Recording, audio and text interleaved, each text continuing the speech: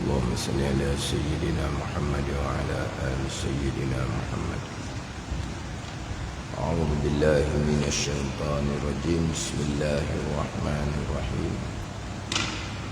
الحمد لله رب العالمين، والصلاة والسلام على سيد المرسلين وعلى آله وصحبه أجمعين. رب اشرح لي صدري ويسر لي أمري واحلل عقدة من لساني يفقهوا قولي. سبحانك لا علم لنا إلا ما علمتنا إنك أنت العليم الحكيم. ولا حول ولا قوة إلا بالله العلي العظيم. Kitab Faridatul Faraid, muka surat 8 baris yang ke-15 daripada bawah. Muka surat 8 baris yang ke-15 daripada bawah. Qala al-muallif rahimahullahu ta'ala wa nafa'ana bi'ulumihi amin.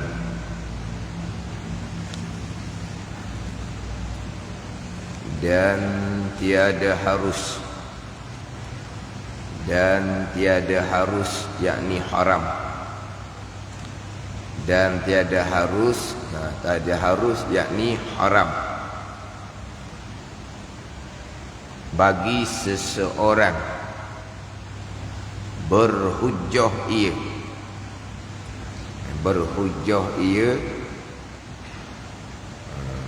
dengan makna berdalih. Apa makna berhujjah ia? Dengan bahawasanya tiap-tiap kejahatan itu dengan kehendak Allah Subhanahu wa ta'ala dan qadarnya, qadar Allah Subhanahu wa ta'ala. Berhujjah ni dahulu daripada jatuh dalam maksiat. Berhujjah supaya jadi jalan bagi mengerjakan maksiat itu. Apa makna berhujjah? Dan tiada harus bagi seseorang berhujjah ia. Apa hujjah dianya? Dengan bahawasanya tiap-tiap kejahatan itu dengan kehendak Allah Subhanahu wa ta'ala dan qadarnya, qadar Allah Subhanahu wa ta'ala. Berhujjah ni bila ni? Yang tiada harus pada hukum syarak haram. Berhujjah ni dahulu daripada jatuh dalam maksiat. Maksiatnya tak buat lagi. Maksiatnya tak buat lagi. Tapi sebelum berlaku maksiat, dia berhujjah dengan bahawa tiap-tiap kejahatan yang berlaku, termasuk maksiat yang belum lagi berlaku tapi akan dilakukan, adalah kehendak Allah dan qadar Allah Subhanahu wa ta'ala. Apa tujuan dia berhujjah seumpama tu? Supaya jadi jalan bagi mengerjakan maksiat itu. Jadi sekarang ni maksiat tu belum lagi dilakukan. Contohnya ada orang joget buat konsert bandar contohnya, yang mana dianya kalau masa muda-muda memang minat sangatlah. Kemudian ni macam mana nanti ada konsert tu, nak pergi ke? Kalaulah Allah kehendak dah ada di situ, maka adalah di situnya. Nak lari ke mana lagi dianya? maknanya berhujah seumpama ni hukumnya adalah haram walaupun belum melakukan perkara maksiat. Apa makna berhujah? Berdalih ke apa? Begitu juga nanti dia akan cerita di bawah. Dia buat dah perkara maksiat. Dia buat dah perkara maksiat. Kemudian apabila ditegur ataupun apabila hendak diambil tindakan, dia pun berhujah maksiat yang saya lakukan adalah kehendak dan qadar Allah. Itu berhujah dia panggil. Apa makna berhujah? Berdalih, beralasan. Faham maksud kan? Sekarang dia belum lagi buat maksiat, tetapi dia sandar dah kejahatan tu kepada kehendak Allah dan qadar Allah supaya jadi jalan. Dia buat maksiat sebab apa? Nak lari ke mana dah? Kita hamba yang lemah, tak ada daya upaya. Kalaulah Tuhan kehendak pada azal malam tu berada di tempat konsert contohnya, nak lari ke mana? Kita hamba yang lemah. Ni tak buat lagi maksiat ni, hukumnya tiada harus, yakni haram. Berhujah seumpama tu, beralasan seumpama tu gitu. Nanti dia akan bicara pula selepas melakukan perkara maksiat, apabila ditegur, apabila hendak diambil tindakan, dia pun berhujah maksiat yang telah saya lakukan adalah kehendak Allah dan qadar Allah Subhanahu wa taala, tiada harus, yakni haram. Itu makna berhujah. Kita nak tahu makna apa itu berhujah. Berhujah ni berdalih tau, beralasan, begitulah, faham tau. Kalau faham kita pakai ikut kitab lah, berhujah. Sekarang ni dia berhujah tapi maksiat belum dilakukan. Dia berhujah tiap-tiap kejahatan itu dengan kehendak Allah dan qadarnya, qadar Allah. Kehendak Allah satu dan qadarnya, qadar Allah Subhanahu wa taala. Kehendak Allah qada, qadar Allah qudrah. Jangan lupa tu. Kan kita kan qada, qadar. Qada kehendak Allah yang bersifat dengan iradah, qadar perbuatan Allah yang bersifat dengan qudrah. Jadi tiap-tiap kejahatan ni dengan kehendak Allah, qada Allah dan qadarnya, sampai masa berlaku perkara maksiat, gerak diam kepada tempat maksiat adalah qadar perbuatan Allah Subhanahu wa taala yang bersifat dengan qudrah. Dia maknanya perkara jahat ni qada qadar. Dia berhujah seumpama tu. Sebelum daripada jatuh, sebelum daripada berlaku maksiat. Kenapa dia berhujah?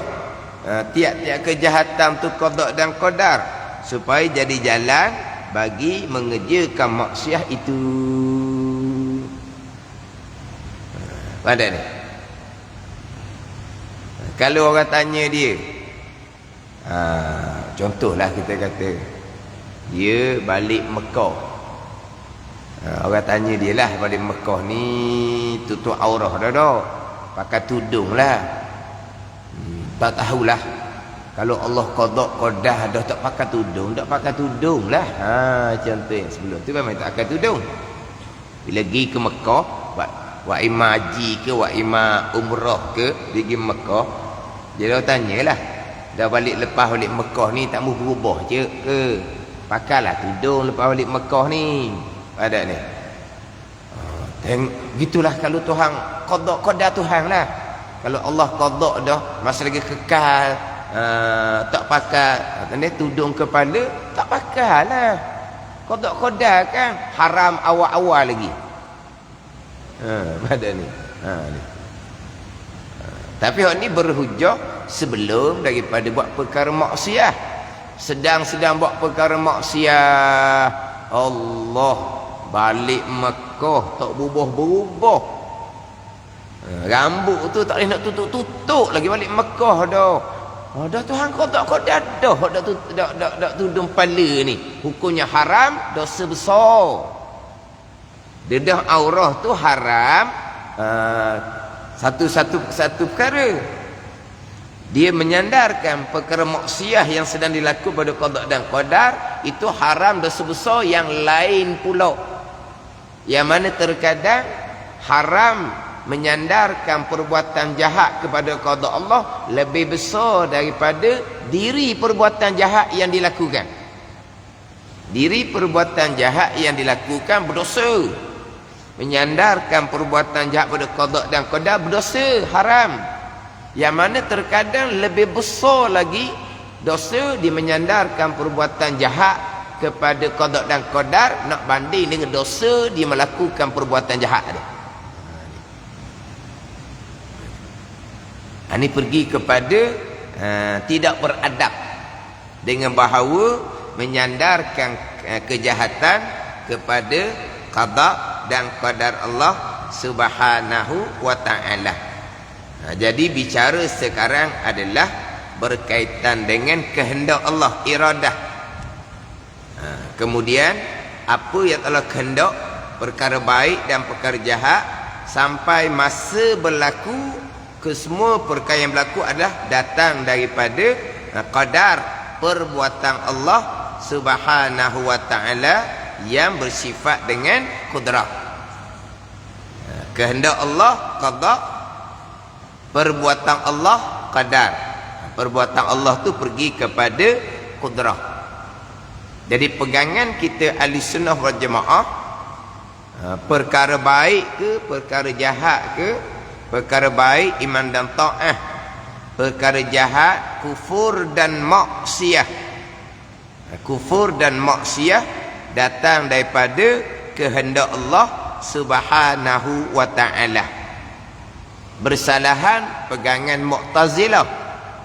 Pegangan Mu'tazilah yang masyhur, mereka menafikan perkara jahat datang daripada qada Allah. Allah tidak menghendaki, Allah tidak menentukan, Allah tidak menetap, tidak memutuskan perkara jahat yang berlaku. Allah hanya mengetahui seseorang akan memilih dan melakukan kejahatan. Kejahatan ni kekufuran dan kemaksiatan.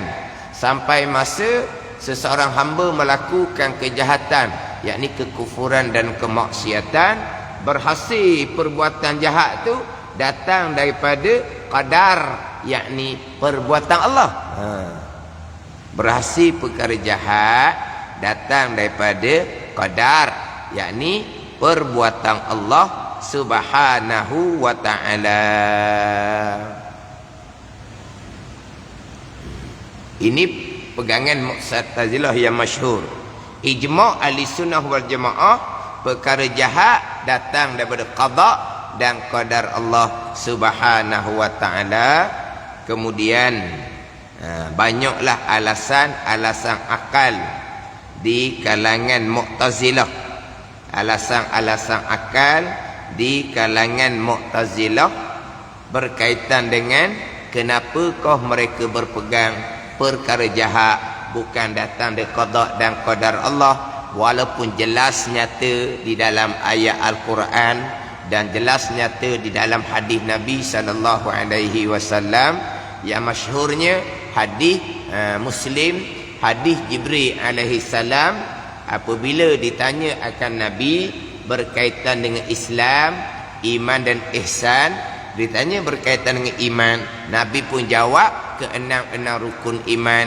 Rukun iman yang keenam, wa tu'mina bil qadari khairihi wa syarih. Dan engkau beriman, kata Nabi, dengan kehendak dan perbuatan Allah.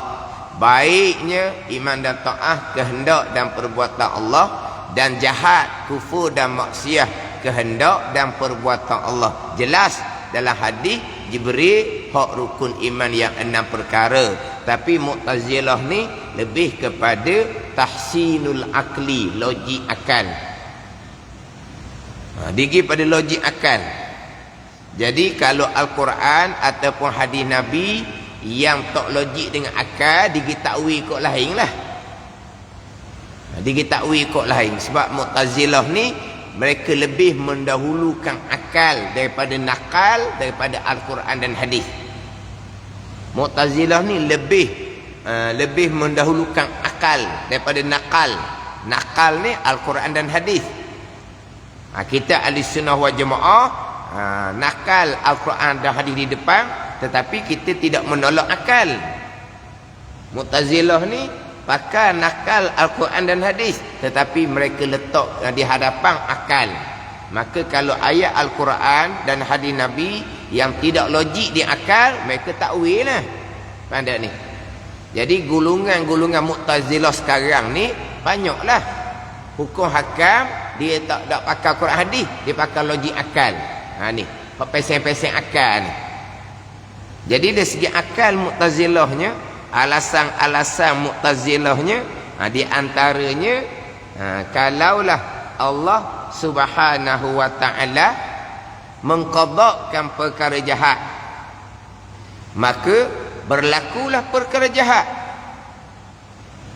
Berlakulah perkara jahat. Bila berlaku perkara jahat yang dilakukan oleh seseorang hamba berdosa. Seseorang hamba akan dihukumkan dengan api neraka kerana kemaksiatan yang berlaku kepada seorang hamba yang datang daripada qada Allah Subhanahu wa taala. Kalau begitu zalim Tuhan buat gitu. Jadi Tuhan mengqadakkan perkara jahat, berlaku perkara jahat,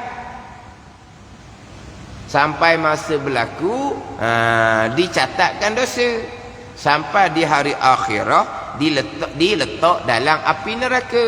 Kerana apa? Kerana melakukan perkara maksiat. Dan perkara maksiat tu datang daripada mana? Datang daripada qada dan qadar Allah Subhanahu wa taala. Jadi dimasukkan ke neraka kerana melakukan perkara jahat yang datang dari qada dan qadar Allah. Oh dah aci gitu naya. Ni. Ni akal Mu'tazilah yang paling masyhur. Sebab itulah kita ahli sunnah hak kita duk sebut semua dimasukkan ke dalam syurga dengan kurniaan Allah, dimasukkan ke neraka dengan keadilan Allah. Dua-dua tu nak tolak Mu'tazilah belaka. Mu'tazilah menyatakan orang yang beriman dan beramal soleh dimasukkan ke syurga wajib bagi Allah. Wajib dianya. Itu Mu'tazilah. Kita ahli sunnahnya dimasukkan ke dalam syurga dengan keadilan, dengan kurniaan Allah. Tak ada wajib-wajib atas Allah Ta'ala-nya. Jadi kita ahli sunnahnya dimasukkan ke dalam syurga dengan kurniaan Allah. Mu'tazilah dimasukkan ke syurga wajib bagi Allah. Ni Mu'tazilah. Sebaliknya kita ahli sunnah berpegang perkara jahat datang dari qada Allah, kemudian Allah menghukum dengan dimasukkan ke neraka. Itulah keadilan Allah. Nak tolak Mu'tazilah, pegangan ahli sunnah ni perkara jahat qada Allah, kemudian berlaku perkara jahat Allah masukkan ke dalam neraka, jatuh zalim Allah buat seumpama tu. Dak keadilan Allah Subhanahu wa taala. Ini kita ahli sunnah dimasukkan ke dalam syurga dengan kurniaan Allah dan dimasukkan ke dalam neraka dengan keadilan Allah. Adil macam mana? Dimasukkan ke dalam neraka kerana kekufuran yang Allah qadakan. Dimasukkan ke dalam neraka kerana kejahatan yang dilakukan oleh hamba yang diqadakan oleh Allah Subhanahu wa taala. Adilnya kok mana? Zalim seumpama tu. Adakah Mu'tazilah berpegang Allah Ta'ala zalim? Mu'tazilah tidak berpegang Allah Ta'ala zalim. Kalau berpegang Allah Ta'ala zalim, jatuh kafir. Lepas tu, kalaulah Allah perkara jahat Allah mengqadakkan jadi zalim, Allah Maha adil. Jadi perkara jahat Allah tidak qadakkan lah. Dia lagi kot tu. Pada ni. Ini alasan Mu'tazilah. Jauh pegangan ahli sunnah wal jamaah, mereka tak jumpa kitab Mu'tazilah. Mereka tak jumpa kitab Mu'tazilah. Tapi kenapa mereka berpegang perkara jahat bukan qada Allah? Kalau perkara jahat qada Allah, berlaku perkara jahat yang Allah qadakan, dan Allah bubuh neraka, naya Allah buat gitu. Ni. Kalau saya sebut tadi itu, Mu'tazilah mengatakan kalau Allah mengqadakkan perkara jahat, kemudian berlaku, kemudian Allah hukum dalam neraka, zalim. Itu dalam kitab. Tapi yang saya jumpa orang-orang Islam yang berpegang perkara jahat bukan qada Allah, alasan yang sama. Makna alasan akal yang sama dengan alasan akal Mu'tazilah yang masyhur yang dinyatakan dalam kitab. Apabila tidak ada akidah Al-Quran dan hadis, maka yang dipeganginya berdasarkan pada logik akal. Tak logik Allah Ta'ala mengqadakkan perkara jahat. Ni alasan. Itulah alasan hak Mu'tazilah. Jadi kalau Allah mengqadakkan perkara jahat, berlaku Allah menghukum, jatuh zalim Allah Subhanahu wa Ta'ala, kerana Allah menyeksa akan seseorang hamba kerana melakukan kejahatan yang Allah kehendak pada azal. Kalau seumpama tu zalim, adakah Mu'tazilah berpegang Allah Ta'ala zalim? Tidak. Lepas tu Mu'tazilah pun berpegang perkara jahat bukan qada dan qadar. Quran hadis jelas, tak kira tu. Tidak kira. Dan golongan Mu'tazilah ni menamakan puak mereka dengan Ahlut Tauhid wal Adli. Nama comel. Ahlut Tauhid wal Adli. Sebab Mu'tazilah ni memang Allah tidak mengqadakkan perkara jahat. Allah tidak kehendak pada azal. Allah hanya mengetahui. Tapi sampai masa berlaku perkara jahat, tetap qadar perbuatan Allah. Maknanya Mu'tazilah menyatakan bahawa mereka masih lagi mentauhidkan Allah pada perbuatan. Jadi mereka gelar mereka Ahlut Tauhid wal Adli. Apa adilnya? Allah tidak kehendak perkara jahat. Ahlut Tauhid, tauhidnya di mana? Berlaku perkara jahat, tetap qadar perbuatan Allah, masalah keesaan pada perbuatan. Tapi perbuatan jahat yang Allah jadikan, bukan Allah yang qadakan, hamba yang memilih sendiri dan melakukan sendiri. Allah hanya mengetahui. Maka bila hamba yang memilih sendiri bukan qada Allah, hamba akan dihukum di hari akhirat kerana kemaksiatan, kejahatan yang hamba lakukan yang bukan qada Allah. Baru adil. Allah menghukum seseorang hamba melakukan kejahatan yang bukan kehendak Allah. Allah hanya mengetahui. Baru adil. Maka puak Mu'tazilah ni menggelarkan puak mereka dengan Ahlut Tauhid wal Adli. Nama comel. Kita ahli sunnah wal jamaah, Allah yang mengqadakkan perkara jahat berlaku, Allah hukum. Nak letak zoling ni kena faham zoling ni apa. Zoling ni retah perkara yang bukan milik pada perkara yang tidak diizinkan oleh tuan. Tu zoling lah. Macam kita gunakan mata bukan milik kita, kita tengok perkara yang Tuhan haramkan, zoling. Kita guna telinga lidah yang bukan milik kita, dengar dan berkata-kata dengan perkara yang Allah Ta'ala larang, maka zalimlah kita kata milik Allah. Guna pada jalan yang Allah tidak benarkan, jatuh zalim lah. Ada ni. Sekarang Allah kata, Allah qadakkan perkara jahat. Kemudian sampai masa Allah lakukan perkara jahat, sampai masa Allah pun letak dalam api neraka, Allah kata hak siapa? Allah reta hak dia. Dia nak zalimnya kat mana? Nak zalimnya kat mana? Sebab apa? Allah reta hak dia. Kenapa nak timbul zalim? Gitu je.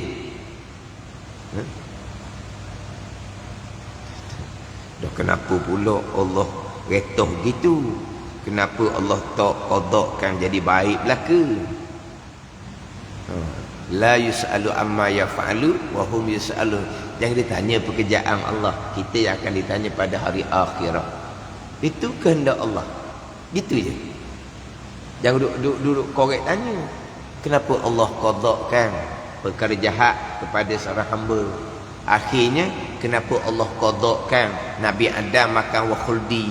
Akhirnya kenapa Allah qadakkan dan Allah jadikan manusia? Jadi banyak perkara nak soal. Kenapa Allah qadakkan hamba melakukan perkara jahat, kufur dan maksiat? Akhirnya Allah hukum dalam neraka. Akhirnya kenapalah Allah qadakkan Nabi Adam makan wa khuldi? Akhirnya kenapa Allah buat manusia, jin dan manusia? Hanya soal jadinya. Kau nak soal kau? Setakat tu je. Kita berpegang sebagaimana hadis kursinya Allah Ta'ala berfirman, ana khalaqtu khair wa syar. Aku yang buat segala-galanya, baik jahat. Fatuba liman qaddartu ala yaday khair. Bertuahlah bagi sesiapa yang aku jadikan padanya kebaikan. Wa wailun liman qaddartu ala yaday syar. Maka celakalah bagi sesiapa yang aku lakukan padanya kejahatan. Itu jelah. Allah qadakkan seseorang beriman dan beramal soleh, bertuah. Allah qadakkan seseorang kufur dan maksiat, celaka. Dah. Kenapa? Allah qadakkan, kita berpegang, semuanya ada hikmah. Apa hikmahnya? Allah yang mengetahui. Setakat tu jelah kitanya. Kalau kita tidak beriman dengan baik jahat qada dan qadar Allah ni, Allah Ta'ala memerintah kita cari Tuhan yang lain. Dalam hadis qudsi Allah Ta'ala berfirman, ya Muhammad, man amana bi, wahai Muhammad, sesiapa yang beriman dengan aku, beriman dengan Allah. Walam yu'min bil qadari khair wa syarhi, walha dia tidak beriman dengan kehendak dan perbuatan Allah, perkara baik kehendak dan perbuatan Allah, perkara jahat kehendak dan perbuatan Allah, dia tidak beriman. Tapi beriman dengan aku. Tuhan kata beriman Allah Ta'ala ada, Allah Ta'ala sedia, Allah Ta'ala kekal, Allah Ta'ala Tuhan yang satu, Allah Ta'ala mengetahui segala-galanya, Allah Ta'ala mendengar, melihat. Mana beriman dengan aku? Tuhan kata, ya Muhammad, man amana bi, wahai Muhammad, sesiapa yang beriman dengan aku, walam yu'min bil qadari khair wa syarhi, walah dia tidak beriman dengan kehendak dan perbuatan Allah, perkara baik kehendak dan perbuatan Allah, perkara jahat kehendak dan perbuatan Allah, tidak beriman.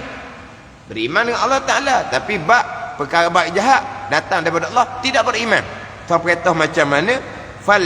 Falyaltamis rabban ghairi. Kita cari Tuhan lain ya. Hari cari Tuhan lain. Ada ni. Boleh tak nak cari Tuhan lain? Tak boleh. Lepas tu macam mana? Berimanlah dengan perkara baik jahat qada Allah. Situ je lah.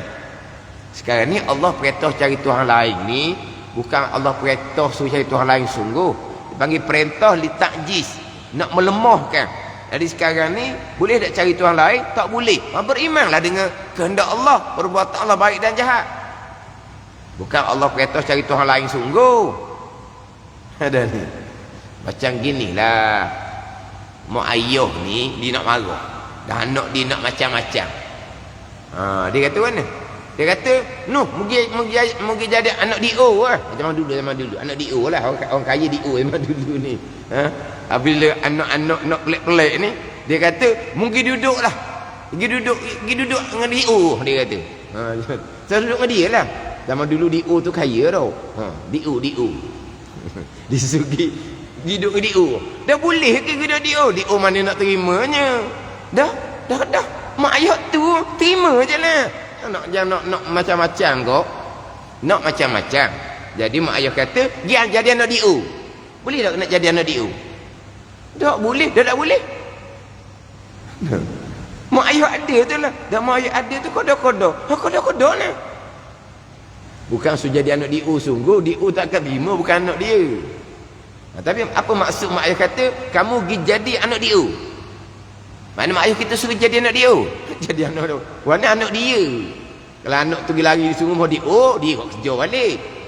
Tapi suruh ni bukan suruh sungguh. Sama juga Tuhan suruh cari Tuhan yang lain. Nak cari Tuhan yang lain macam Allah jua Tuhan yang esa. Dah berimanlah dengan kehendak Allah baik dan jahat. Jangan beritahu cari Tuhan yang lain tu.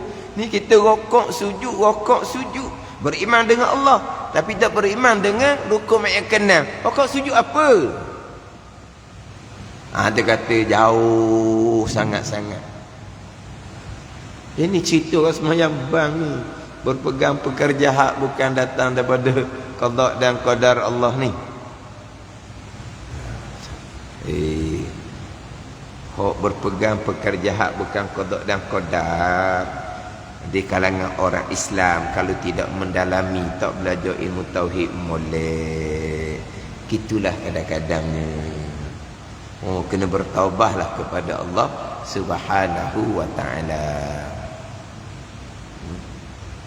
Dan saya biasa sebut sok modah, saya ni mengajar mula-mulanya tanya orang nak ngaji gapo.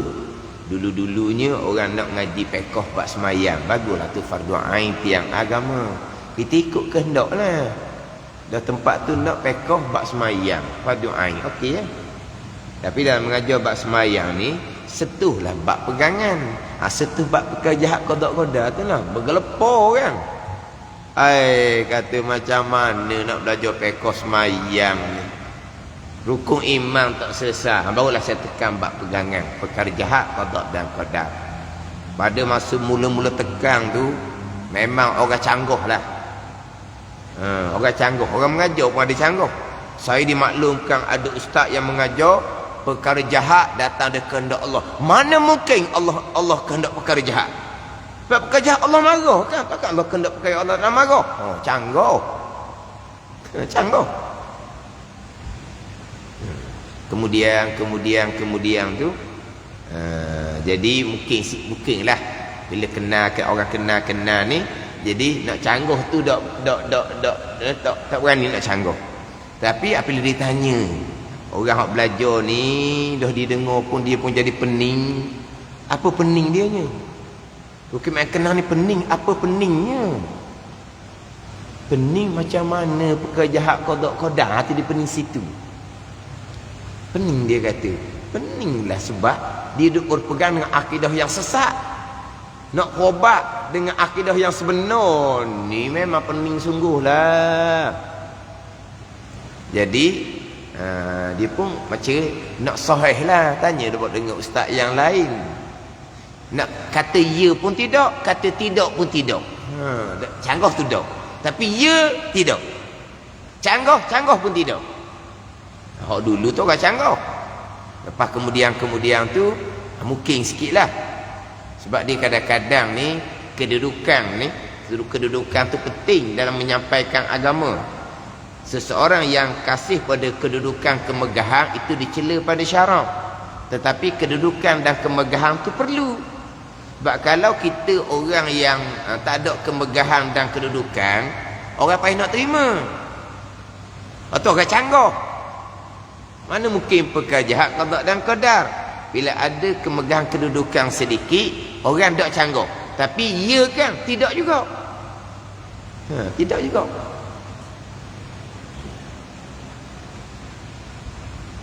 Tak ya kan? Perkara jahat tu qada qadar. Kata salah, tak juga. Jadi orang tanya ni, dia pun jadi pening dah. Mana mungkin perkara jahat qada qadar ni? Jadi dia tanya pula dengan ustaz lain nak mengesahkan. Tapi tak dapat jawapan. Ini cerita kerja di tempat agama. Tempat agama lah, faham-faham lah. Sekatu sudah lah. Bukan pejabat tanah, bukan pejabat ukur, bukan pejabat air, bukan pejabat JKA, bukan pejabat apa lagi. Ni pejabat bahagian agama. Di mana tu? Di luar daripada Malaysia. Jadi boh ni, lah ustaz lah boh ni. Dia sentiasa buat tazkirah pagi-pagi sebelum memulai tugas. Tazkirahnya banyak menekankan berkaitan dengan tanggungjawab. Tanggungjawab sebagai pekerja lah, kita gitulah. Jadi ada orang bawahan dia ni, bukan bahagian agama, dia bahagian komputer. Tapi kerja tu tempat bahagian agama. Tapi dia bukan bahagian agama lah, dia bukan ngaji agama, dia mengaji bahagian komputer. Dia pun cadanglah kepada bos dia tu. Dia cadang kepada bos dia supaya jangan tekan, jangan duduk cerita bab tanggungjawab saja. Tekanlah bab-bab pegangan. Contoh macam mana? Contohnya bab pegangan ni dia buat contoh supaya ditekan. Perkara jahat, qada dan qadar. Bos dia ustaz ni kata guna, "Hei, karukmu ni tu Jabariyah." Jabariyah bos dia kata. Oh, Jabariyah. Hak rukun mek kenal ni Jabariyah. Perkara jahat qada ni Jabariyah. Jabariyah. Kata anak buah dia kata, dia oyak dalam radio. Abu malam Khamis Masjid Abidin disebut nama saya tekan dalam Masjid Abidin tu perkara jahat qada dan qadar. Masa saya tekan di Masjid Abidin perkara jahat qada dan qadar, mula-mula tu maklumat macam-macam. Macam-macam. Orang tak mari ambak je barangkali. Macam-macam. Radio ni bukan radio sejik. Kadang-kadang orang tengah bawa kereta, dia pasang radio nak dengar lagu rock, lagu dandu. Tiba-tiba ada kuliah agama dalam radio. Dah takkan nak tukar dah. Pakai ya. Jadi bila saya tekan dalam radio tu pakai jak qada dan qadar, respon pelbagai. Jadi hak pekerja bahagian komputer ni, dia pun kata dalam radio disebut nama saya di Masjid Abidin. Lepas tu bos dia senyap. Mana tak canggah tak canggah. Nanti dia tanya dulu orang lain. Nanti. Dia kata dia tanya orang lain dulu. Sebab dia katakan nak buah dia, "Mung ni apa ni? Sesak mung ni Jabariyah tu." Dia mahu nak buah dia. Anak buah ni nak jawab tak pandai. Dia disandar kepada hak dalam radio. Lepas tu lama tu tak ada maklumat daripada bos dia ni. Maka hak pekerja dia ni dah macam mana bos hari tu? Perkara jahat qada ke tak? Ya dia kata perkara jahat qada. Dia tanya siapa pula tak tahu kan. Jadi bos tu ngaku kemudian, bos tu ustaz. Dia kata mung ni apa ni Jabariyah kan. Tapi apabila dia kata nak tanya orang lain pula tu, tapi dia tak maklum pada orang bawahan dia ni. Jadi bawahan ni lama tanya baliklah. Dah macam mana hari tu? Perkara jahat tu qada ke tak? Dia kata iyalah, perkara jahat qada. Ada ni. Ini orang latar belakang agama ni, latar belakang agama ni. Macam mana? Ni akhir zaman. Tidak berpegang pada rukun yang kena, beriman dengan Allah, tapi tidak beriman dengan kehendak dan perbuatan Allah baik dia jahat. Tuhan kata fal yaltamis rabban ghairi, cari Tuhan lain. Tak boleh cari Tuhan lain. Allah Ta'ala jua Tuhannya. Beriman. Baik ke jahat ke, qada dan qadar Allah. Sudah. Kenapa? Ada hikmah dia. Lepas tu macam mana hak Allah qadakan jahat tu? Allah akan hukum neraka. Lepas tu tak zalim gitu. Barang milik Allah. Allah nak retah macam mana? Barang milik dia. Tak ada timbul zalim-zalim. Jadi orang yang Tuhan qadakan kebaikan, bertuah. Orang yang Tuhan qadakan kejahatan, celaka. Dia. Gitu je. Setakat tu je.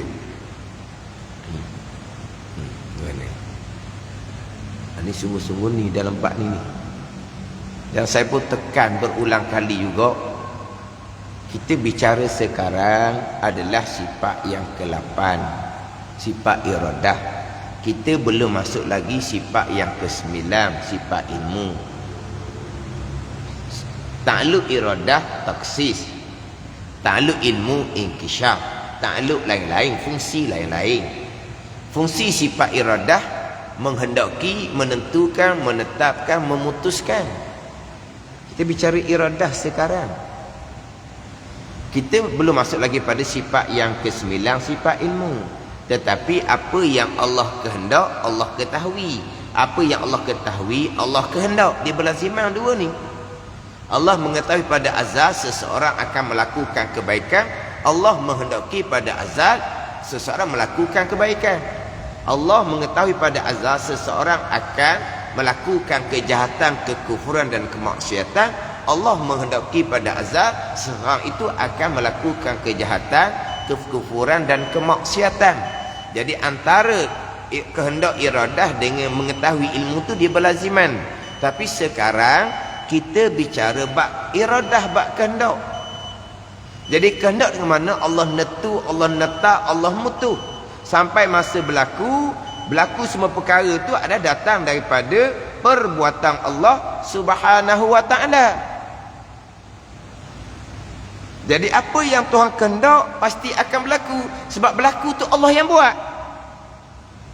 Apa yang Allah kehendak pasti berlaku, sebab berlaku tu Allah buat. Masya Allahu kan wa man lam yasha lam yakun. Barang yang menghendaki oleh Allah akan berlaku, barang yang tidak menghendaki Allah tidak akan berlaku. Ada ni. Jadi apa yang Allah lakukan kepada hamba, kebaikan ke kejahatan ke, itulah kehendak Allah pada azal. Jadi kita ni terikat dengan kehendak Allah. Terikat tak terikatnya, tak ada hak kita pun. Berlaku gerak diam kita melakukan kebaikan dan kejahatan, itulah qada azali, tak ada terikat-terikatnya. Sebab yang melakukan bukan kita. Itu adalah perbuatan Allah Subhanahu wa taala. Mana kita ni terikat dipaksa dengan qada dan qadar. Hak Tuhan belaka. Sekat tu je. Jadi kalau Allah telah menghendaki pada azal ianya melakukan kejahatan, maka dia tak boleh nak pilihlah kebaikan. Dia pilih kebaikan ke kejahatan adalah perbuatan Allah. Bila Allah kehendak pada azal dia melakukan kejahatan, maka Allah perlakukan pada dia memilih kejahatan dan gerak dia melakukan kejahatan. Itu je lah. Mana tak boleh pilih kebaikan. Apa yang berlaku pilihan tu perbuatan Allah. Ini hakiki dia lah. Pada zahir kita boleh memilih. Pada zahir kita bebas memilih. Pada zahir pilih nak pergi masjid, boleh. Pilih nak pergi ke tempat lain, boleh. Bebas kan? Nak pergi masjid, boleh. Nak pergi kedai, boleh. Pasar raya ke, nak pergi kedai makan ke, maghrib, boleh lah ke? Nak pergi bira jabatan akad tu, boleh tak? Boleh lah ke? Tak terikat apa, memilih sebebas-bebasnya. Tapi apa yang kita pilih, itulah perbuatan Allah, itulah kehendak Allah. Tapi kita bebas memilih pada zahir. Hakikinya apa yang kita pilih, apa yang kita lakukan, qada qadar, itu je. Lepas tu saya sentiasa ulang persoalan orang ni. Jadi Allah telah menentukan segala-gala ataupun kita bebas memilih. Allah menentukan segala-gala, itu rukun yang kenang. Tetap dah Allah menentukan segala-gala dan kita bebas memilih. Kita bebas memilih pada zahir. Tapi apa yang kita pilih, baik ke jahat, itulah qada dan qadar Allah. Bebas pada zahir, hakikinya qada qadar. Itu je, kat tu je. Tengok macam mana kita sekarang. Bukan kita bebas memilih, bebas memilih. Nak duduk macam mana, nak sela ke, nak menyandar ke, kita bebas. Kita nak mencatat ke, kita nak apa ke, kita bebas. Tapi apa yang kita pilih dan lakukan, itulah qada dan qadar Allah Subhanahu wa taala. Sebab apa saya tekan ni berulang kali kita bicara bab iradah, sifat yang ke-8, sifat iradah. Hak Mu'tazilah memang terang-terang menolak perkara jahat qada Allah. Ini saya sebut berulang kali, mengaku ahli sunnah wal jamaah. Baca kitab tauhid sifat 20. Permulaannya segala-gala perkara baik dan jahat qada dan qadar. Ni permulaan. Mu'tazilah dia daripada awal lagi dah. Perkara jahat bukan datang daripada kehendak Allah Subhanahu wa taala. Hak ni mengaku ahli sunnah wal jamaah. Rukun yang keenamnya, dia berpegang. Seolah-olahnya dia berpegang. Allah qada qadar belaka baik dan jahat. Okeylah, rukun yang keenam. Kena-kena tak okey. Qada apa makna? Qada bukan makna iradah. Qada makna Allah tahu. Dia ke situ. Tu ada satu pasang. Qada dengan makna Allah Ta'ala tahu. Bukan Allah Ta'ala kehendak. Bukan Allah Ta'ala menentukan. Qada dengan makna Allah Ta'ala tahu. Dia pergi pada tahu. Jadi sama dengan Mu'tazilah je lah. Mu'tazilah pun tidak menafikan Allah mengetahui. Mu'tazilah tolak Allah mengqadakkan, Allah menghendaki. Itu Mu'tazilah tolak. Allah Ta'ala tahu, tolak tahu. Allah kafir ijma' ulama, bukan Mu'tazilah. Jadi dia kata rukun yang keenam qada qadar baik jahat. Tiba-tiba qada dengan makna mengetahui, bukan Allah menghendaki, bukan Allah menentukan. Memang Mu'tazilah terang-terang. Tapi Mu'tazilah ni dia tolak qada. Nama qada perkara jahat tu dia tolak. Hak puak ni nama qada dia terima, tapi qada bukan iradah.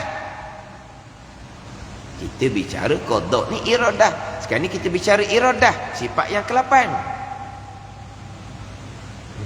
Jadi kenapa jadi bukan Allah menghendaki, bukan Allah menentukan? Alasan dia solid sama dengan Mu'tazilah. Kalau Allah yang menghendaki, Allah yang menentukan perkara jahat, berlaku Allah hukum, mana keadilan Allah Subhanahu wa taala? Sama je dengan Mu'tazilah. Satu puak pula ni qada Allah, qada Allah. Apa makna qada Allah? Kehendak Allah dan ketentuan Allah. Comel. Comel lah. Sebab iradah kan, kehendak lah, iradah. Kehendak Allah dan ketentuan Allah. Tetapi bukan Allah letak, bukan Allah mutu, bukan Allah maksa. Situ pula. Ni bagai-bagai ni. Ingat baik, Mu'tazilah yang tolak mentah-mentah perkara jahat qada Allah ni ulama-ulama Mu'tazilah, bukan sebarang-sebarang Mu'tazilah. Mu'tazilah timbul di awal Islam dahulu, bukan orang jahil-jahil. Ulama-ulama Mu'tazilah, mereka ada kitab, mereka ada khalifah Islam yang terpengaruh dengan mereka. Ada ni ulama-ulama Mu'tazilah ni yang tolak mentah-mentah perkara jahat qada Allah. Hak sekarang ni pun orang aliran agama, perkara jahat qada Allah dia terima, nama qada dia terima, tapi bukan kehendak, bukan menentu. Allah Ta'ala tahu. Sama je lah dengan Mu'tazilah, tapi orang aliran agama. Jangan ni ni terkadang ada DR di hadapan, bukan IR, DR. Bukan nama pelik ni. DR pula bukan DR cocok orang di hospital tu. DR aliran agama. Orang ada nama belaka ni. Tak payah sebut nama lah, tapi kalau orang biasa tengok rakaman, disedarlah DR mana tu. Tak pelik lah Mu'tazilah tu, ulama-ulama Mu'tazilah. Hak ni orang aliran agama.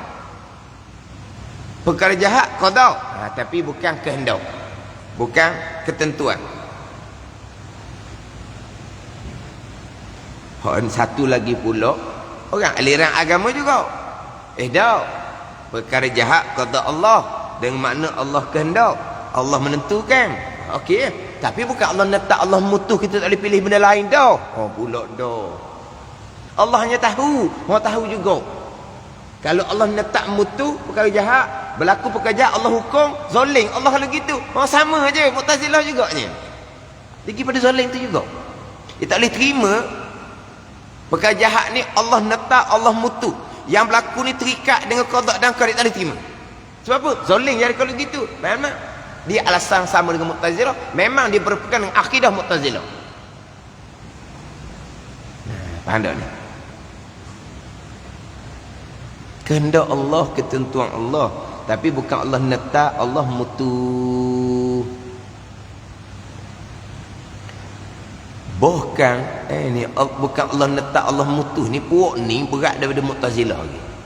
Mu'tazilah perkara jahat Allah tidak kehendak, Allah tidak menentukan, Allah tak letak Allah mutus.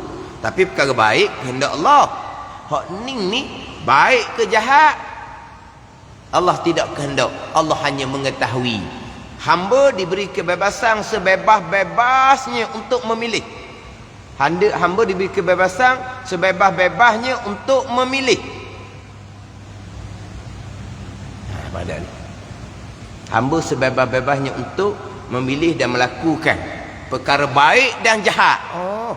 Dia bukan tolak qada jahat saja ni, pak baik pun. Tapi dia kata qada. Qada di sini bukan makna kehendak, ketentuan, ketetapan putusan Allah. Tahu.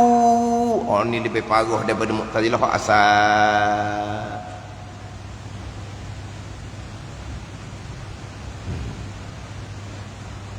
Ada. Dia kata kena letak molek lah. Kena letak molek. Kena letak molek tu. Kena jaga molek. Sebab apa hak ni di kalangan orang-orang agama. Hak Mu'tazilah yang menafikan perkara jahat qada Allah ni pun ulama Mu'tazilah. Ulama Mu'tazilah. Hak timbul yang menafikan perkara jahat tapi qada Allah, tapi menafikan kehendak, menafikan ketentuan.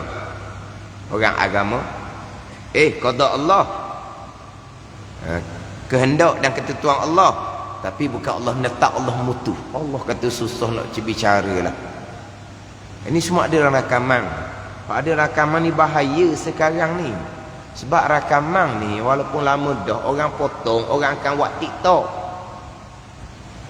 Orang akan ulang hidup ajaran ni. Walaupun orang yang menyampaikan tu sudah berubah dia punya pemahaman akidah dia, tapi hak lama tu masih lagi diulang. Ni takut ni rakaman ni. Takut sangat-sangat. Sebab kita sampaikan perkara sebenar akan berpanjangan, kita sampaikan perkara tidak sebenar akan berpanjangan.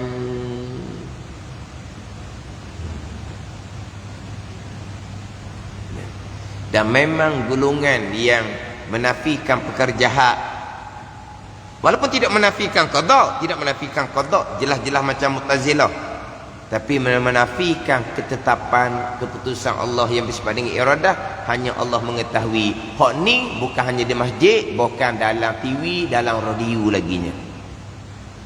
Orang agama lagi. Ini bukan artis yang bercakap bab qada ni, orang agama lah. Tapi malanglah kalau kata salah dalam bab fiqh dalam TV dan radio, segera ada yang memperbetulkan. Alhamdulillah, baguslah seumpama tu. Dia berlaku kesalahan, segera ada orang yang membetulkan. Tapi malang kalau kesalahan dalam bab rukun yang ke-6 ini habis begitu sahaja, tidak ada pembetulan, tidak ada. Pihak TV radio memang tidak ada pembetulan, itu atas penerbit dia lah. Macam mana ilmu penerbit bab ilmu akidah ni. Tapi makna dari segi umumnya tidak ada tegoran dan tidak ada pembetulan, tidak ada. Senyap begitu je.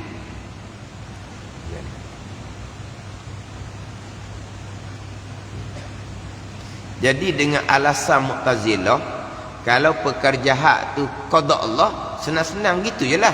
Hak kata qada tapi dia bukan daripada qada, daripada ilmu. Hak kata qada kehendak dan ketentuan, tapi bukan Allah letak Allah mutuk, Allah Ta'ala tahu je. Dia sama je. Dia pusing-pusing kat mana pun sama saja pegangan Mu'tazilah, sama saja pegangan Mu'tazilah dengan alasan hak masyhurnya adalah kalau Allah menetapkan, memutuskan perkara jahat, berlaku perkara jahat yang dikehendaki oleh Allah, yang ditetap diputuskan oleh Allah, seseorang hamba akan dihukum oleh Allah kerana kejahatan yang datang dari qada Allah. Mana keadilan Allah Subhanahu wa taala? Zalim seumpama itu hati Mu'tazilah. Ahli sunnah tidak. Allah menghendaki perkara jahat. Zalim ni kata orang. Allah kata hak dia nak timbul zalimnya kok jalan mana. Gitu je. Allah qadakkan kitanya jauh dengan Nabi SAW 1400 tahun lebih, tapi kita beriman dengan Nabi SAW bertuah. Abu Talib, faham Abu Talib ni dengan Nabi jasa dia macam mana. Abu Talib ni pergi ke Syam, hak patah balik itu dipentah oleh ulama Yahudi ni. Abu Talib lah disuruh. Mana Abu Talib tahu dah Muhammad ni macam mana.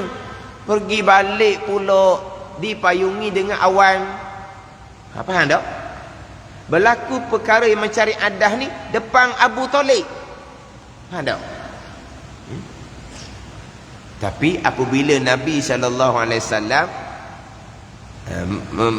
mengaku sebagai Rasulullah, Abu Talib tidak beriman. Siapa Abu Talib mati, Nabi tunggu jugalah. Abu Talib mengucap, siapa ke mati, itu kata Allah, itu bahagian dia, kekal neraka selama-lama. Gitu je. Apa dia? Dengan anaknya, dengan biningsnya beriman. Bining ini Fatimah binti Asad radhiyallahu anha beriman. Jangan Fatimah binti Asad ni kita tak masyhur. Kita masyhurnya Fatimah binti Rasulullah sallallahu alaihi wasallam. Itu kita masyhur. Fatimah binti Asad radhiyallahu anha kita tak masyhur. Dalam kitab menyatakan bahawa yang tidak kena himpitan kubur adalah para anbiya. Para nabi tak kena himpitan kubur. Orang yang soleh kena himpitan kubur. Kanak-kanak yang belum balik kena himpitan kubur. Orang soleh ni ahli syurga. Kanak-kanak yang belum balik ni ahli syurga. Orang soleh sekalipun, orang kanak-kanak sekalipun akan kena himpitan kubur di alam barzakh. Tapi himpitan yang manja, bukan himpitan menyeksa. Bukan himpitan menyeksa. Lepas dihimpit pun diluaskan oleh Allah Subhanahu wa taala. Saya pernah tengok dalam radio, dia kata himpitan menyeksa. Tidak.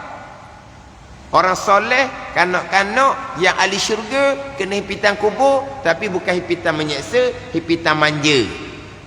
Yang tak kena himpitan kubur para anbiya juga, dan Fatimah binti Asad radhiyallahu anha, isteri kepada Abu Talib.